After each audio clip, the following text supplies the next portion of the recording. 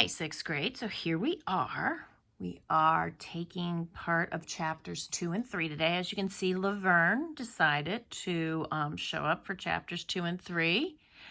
She, I think, will be a little bit better. She will not shun from the camera the way Shirley did. Obviously, Shirley was not satisfied with the contract that she was given. I was going to give her some extra cat treats if she appeared on camera, and obviously she was not too thrilled with that help. Hence, she turned around. So, yesterday we met. We actually didn't really meet the characters so much, but we've established a few things about Winnie's house and the wood, and that May Tuck only gets to see her sons once every 10 years. So now we're on chapter 2. So chapter 2 begins, and so at dawn, that day in the first week of August, May Tuck woke up and lay for a while beaming at the cobwebs on the ceiling. At last she said aloud, "The boys will be home tomorrow." May's husband, on his back beside her, did not stir. He was still asleep, and the melancholy creases that folded his daytime face were smoothed and slack.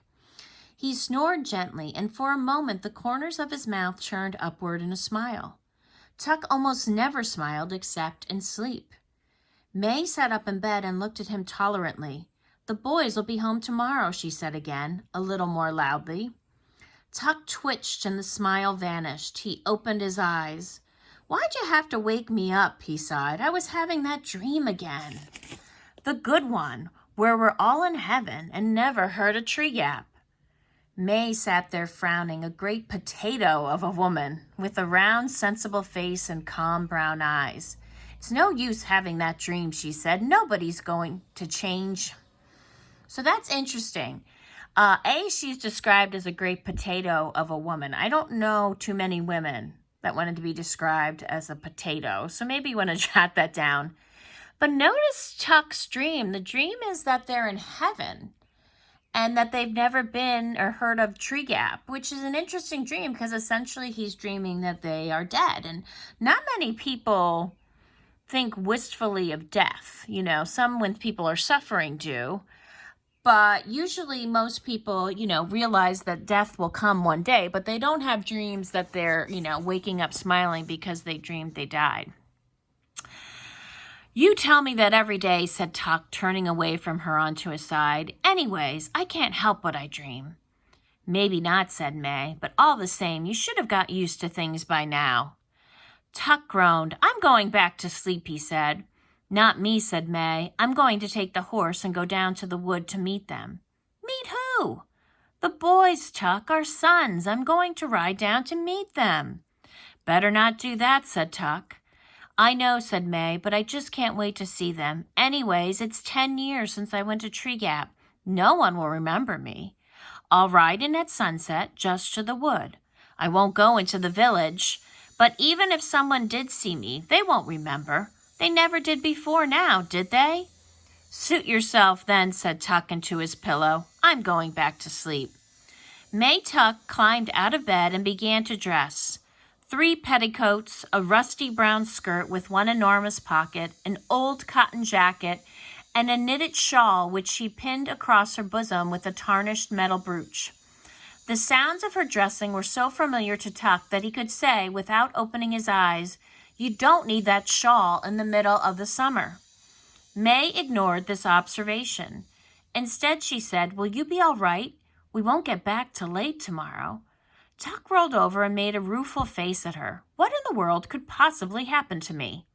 "That's so," said May. "I keep forgetting." "I don't," said Tuck. "Have a nice time." And in a moment, he was asleep again.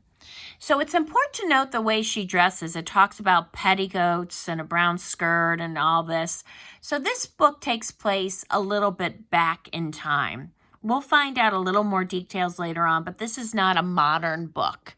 A lady who wears petticoats, it's all those layers under skirts, like when you watch shows that are from 100 or over 100 years ago when there were all those different layers that women were supposed to wear. Notice he says, when she says she's going to Tree Gap, that, somebody might recognize her. And she says, "No, I haven't been there for 10 years. Nobody will know it's me." And she says she won't be back till tomorrow night. So wherever they live, they're not necessarily that close to Tree Gap, and they don't go into Tree Gap very often. So that's important because Tree Gap, we would have to assume, if this is back in the day, might be one of the only real quote-unquote towns that are close by.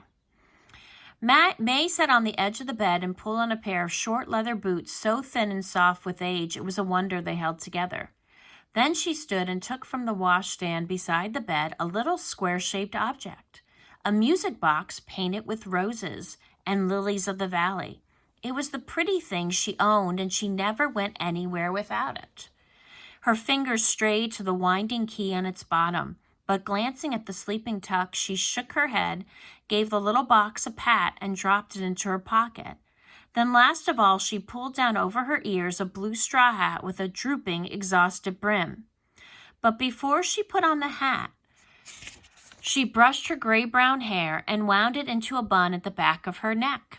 She did this quickly and skillfully without a single glance in the mirror. May Tuck didn't need a mirror, though she had one propped up on the washstand.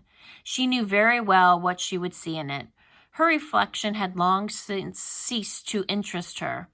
For May Tuck and her husband, and Miles and Jessie too, had all looked exactly the same for 87 years. So this is a big clue here. May, her husband, and their 2 sons have looked the same for 87 years. How can anyone possibly look the same for 87 years? Most people are only lucky if they're able to live 87 years, much less look the same for 87 years. So there's a big clue about something that's different with this family. So I would definitely write that down. I would write down that she carries her music box wherever she goes.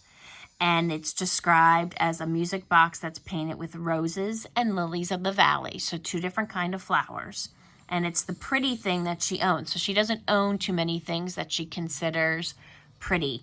This is one of those things that she considers pretty. So I would definitely write these things down. So that's the end of chapter 2. So now the story is starting to get a little bit interesting. Why do these people look exactly the same as they've had for 87 years? My neighbor's out there with his, doing some construction. So I hope that noise, it's a little annoying to me. I'm a little annoyed that he started doing this right when I started to read my book. We are on chapter 3 now. At noon of the same day in the first week of August, Winnie Foster sat on the bristly grass just inside the fence and said to the large toad who was squatting a few yards away across the road, "I will, though, you'll see, maybe even first thing tomorrow while everyone's still asleep." It was hard to know whether the toad was listening or not. Certainly Winnie had given it good reason to ignore her. She had come out to the fence, very cross, very near the boiling point on a day that was itself near to boiling, and had noticed the toad at once. It was the only living thing in sight except for a stationary cloud of hysterical gnats suspended in the heat above the road. Winnie had found some pebbles at the base of the fence, and for lack of any other way to show how she felt, had flung one at the toad. It missed altogether as she'd fully intended it should, but she made a game of it anyway, tossing pebbles at such an angle that they passed through the gnat cloud on their way to the toad. The gnats were too frantic to notice these intrusions, however, and since every pebble missed its final mark, the toad continued to squat and grimace without so much as a twitch. Possibly it felt resentful, or perhaps it was only asleep. In either case, it gave her not a glance when at last she ran out of pebbles and sat down to tell it her troubles. "Look here, Toad," she said, thrusting her arms through the bars of the fence and plucking at the weeds on the other side. "I don't think I can stand it much longer." At this moment, a window at the front of the cottage was flung open, and a thin voice, her grandmother's, piped, "Winifred, don't sit on that dirty grass. You'll stain your boots and stockings." And another, firmer voice, her mother's, added, Come on in now, Winnie, right away. You'll get heat stroke out there on a day like this, and your lunch is ready. See, said Winnie to the toad, that's just what I mean. It's like every minute. If I had a sister or a brother, there'd be someone else for them to watch. But as it is, there's only me. I'm tired of being looked at all the time. I want to be by myself for a change. She leaned her forehead against the bars and after a short silence went on in a thoughtful tone. I'm not exactly sure what I do, you know, but something interesting, something that's all mine, something that would make some kind of difference in the world. It'd be nice to have a new name, to start with, one that's not all worn out from being called so much. And I might even decide to have a pet, maybe a big old toad like you, and I can keep in a nice cage with lots of grass and... At this, the toad stirred and blinked. It gave a heave of muscles and plopped its heavy mud ball of a body a few inches farther away from her. I suppose you're right, said Winnie. Then you'd be just the way I am now. Why should you have to be cooped up in a cage, too? It'd be better if I could be like you, out in the open and making up my own mind. Do you know they've hardly ever let me out of this yard all by myself? I'd never be able to do anything important if I stay in here like this. I expect I'd better run away. She paused and peered anxiously at the toad to see how he would receive this staggering idea. But it showed no signs of interest. You think I wouldn't dare, don't you? She said accusingly. I will, though. You'll see. Maybe even first thing in the morning, while everyone's still asleep. Winnie, came the firm voice from the window. All right, I'm coming, she cried, exasperated, and then added quickly, I'll be right there, Mama. She stood up, brushing at her legs where bits of itchy grass clung to her stockings. The toad, as if it saw that their interview was over, stirred again, bunched up, and bounced itself clumsily off toward the wood. Winnie watched it go. Hop away, Toad, she called after it. You'll see. Just wait till morning.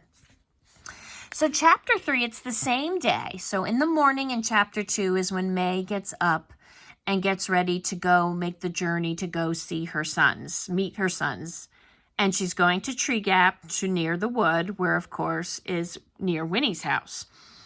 Winnie, at around noon, is so fed up with the way she's treated because she's just so frustrated being an only child and apparently people care and look after her, that she wants a sort of adventure. So she's mulling over running away. Now, of course, she's telling this toad very forcefully that she's going to leave and maybe she'll even go the next morning. But there's a lot of kids who say they're going to run away and a lot of kids who actually, quote unquote, do run away. But all they ever do is just maybe go down a few blocks or start to pack a bag, do something like that to get some attention. So we'll have to decide whether or not Winnie is really somebody who's going to do it. Is she really going to run away? Or is she just saying it for effect? Remember, it's this first week in August. It's a really hot day. We've already established that this takes place a while ago. So women, children, girls, men, they all wore more layers of clothes because that was considered proper. People wouldn't be wearing shorts or bathing suits or sleeveless things. So on a really hot day in August, when you are dressed properly with your many layers, it would be very uncomfortable. We take it for granted because we can dress, in our shorts and our bathing suits or be in a house that's air conditioned. But back in the day, that wasn't an option. So people would get annoyed easier, I think. So she's talking to this toad about wanting to leave and kind of go out into the world because she really is literally a prisoner in the sense that her house has a fence around it. Now, of course, a lot of people have fences and sometimes it's for protection. Obviously, this day and age, people have fences to keep little kids in the yard, to keep dogs in the yard. And this is imagery is supposed to remind us of sort of a prison. But, she's a young girl. She's not an adult. And obviously, her family would not want her wandering out and about wherever she wanted to go. So she might be frustrated by that, but that's just life. So that's the end of chapters 2 and 3. Hopefully you wrote down some notes. Hopefully you're starting to get some understanding of the story. Once again, if you have any questions, send me a comment in Google Classroom, and I will answer you. And until next time, Laverne says goodbye. Shirley's still by her window there. She hasn't moved.